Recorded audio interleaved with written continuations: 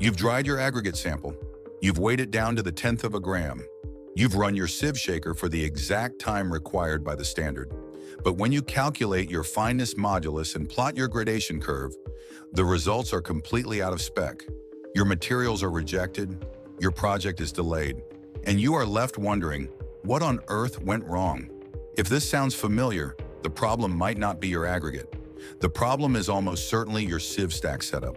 Welcome back to Certified MTP, your trusted source for material testing equipment and expertise. Today we are diving deep into the most critical, yet most frequently misunderstood, aspect of aggregate testing: sieve stack setup errors.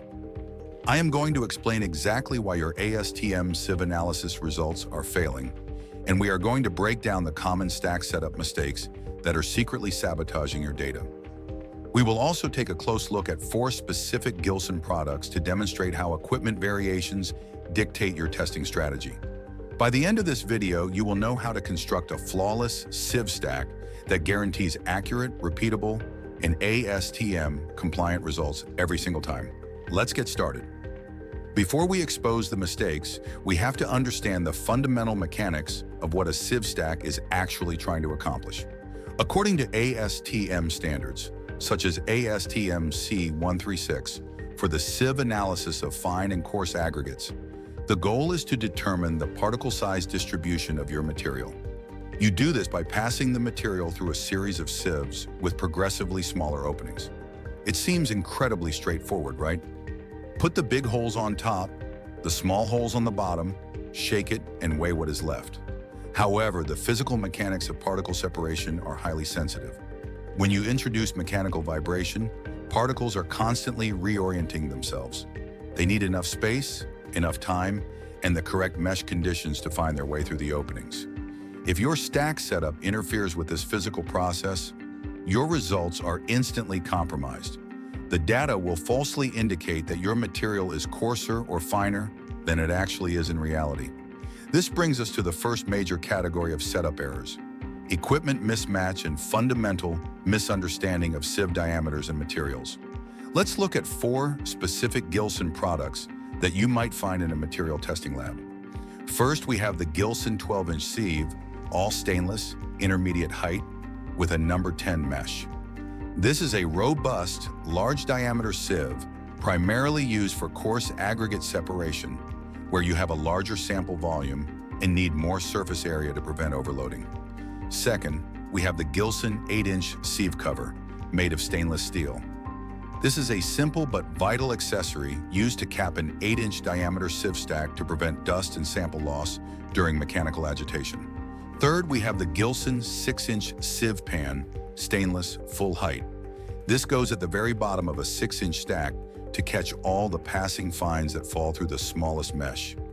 And finally, we have a highly specialized item, the 𝐕∫ 3-inch sieve, non-metallic frame, with a number 635 mesh, which is a microscopic 20 micrometers.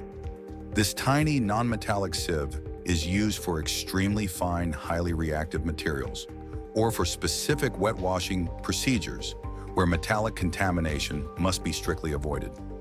Now here is the simple explanation of how to use these products together. You don't. This leads us to our absolute biggest stack setup mistake, creating what I call the Frankenstein stack. You cannot mix a 12-inch sieve, an 8-inch cover, a 6-inch pan, and a 3-inch sieve in a single mechanical shaker column without specialized nesting adapters.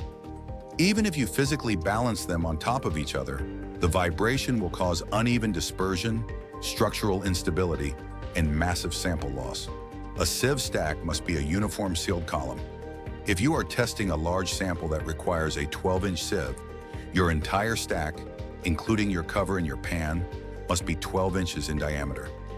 Using mismatched equipment is an immediate ticket to failed ASTM compliance.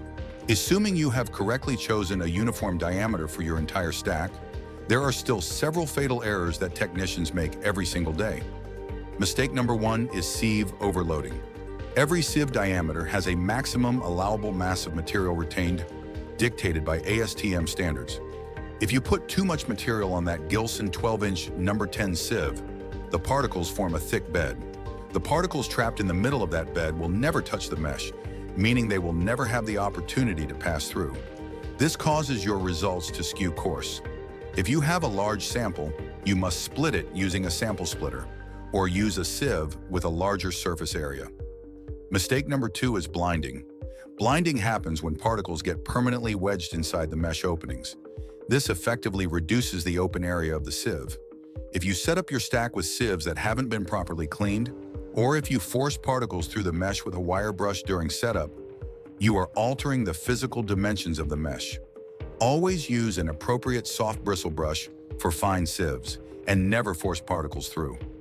Mistake number 3 is improper sealing. Remember that 𝐂𝐤 𝐂𝐐 8-inch sieve cover and the 6-inch pan we discussed? If your cover is dented, or if your pan does not nest perfectly flush with the bottom sieve, fine dust will escape during shaking. In aggregate testing, losing even a few grams of dust, especially the material passing the number 200 sieve, will destroy your mass balance calculations. Always verify the physical integrity of the skirts and frames before assembling the stack. Mistake number 4 is ignoring the wet washing requirement. For incredibly fine sieves, like our non-metallic 3-inch number 635, dry shaking simply will not work. Static electricity and ambient moisture will cause 20 micrometer particles to agglomerate, meaning they clump together and act like larger rocks. If you set up a dry stack for ultra-fine material, your results are guaranteed to be wrong. You must utilize a wet sieving process, washing the fines through the mesh with liquid in order to get accurate data. So how do we guarantee success? You follow a strict unbending protocol for every single test. First, inspect every sieve against a light source to check for blinding, tears, or stretching in the wire cloth. Second, ensure uniform diameter. If you are using 8-inch sieves, use an 8-inch cover and an 8-inch pan. Third, stack them in strictly descending order. Coarsest openings at the top, finest openings at the bottom, terminating in a solid pan. Fourth, pour your carefully split, oven-dried sample into the top sieve, taking extreme care not to generate airborne dust. Finally, place your cover securely on top, load the entire column into your mechanical sieve shaker, and clamp it down tightly so the entire stack moves as one solid unit. By eliminating equipment mismatches, preventing overloading, and ensuring a perfect seal, your data will finally reflect reality. You will pass your audits, your mixes will perform as designed, and you will eliminate the headaches of rejected materials. Material testing is an exact science, and precision starts with your setup. If you are working with compromised sieves, or if you are looking to upgrade your laboratory with reliable, ASTM-compliant equipment like the 𝐂𝐤 sieves we discussed today, we have everything you need. Head over to certifiedmtp.com to browse our complete inventory of sieves, mechanical shakers, sample splitters, and laboratory accessories. We carry equipment for every application, from heavy-duty 12-inch coarse aggregate testing down to the finest 3-inch non-metallic wet washing applications. If this video helped you troubleshoot your sieve stack errors, make sure to hit that like button and subscribe to the Certified MTP YouTube channel for more deep dives into material testing standards and equipment guides. Have a question about a specific ASTM standard or a problem with your current setup? Leave a comment down below, and our experts will help you out. Thanks for watching, and we will see you in the next video.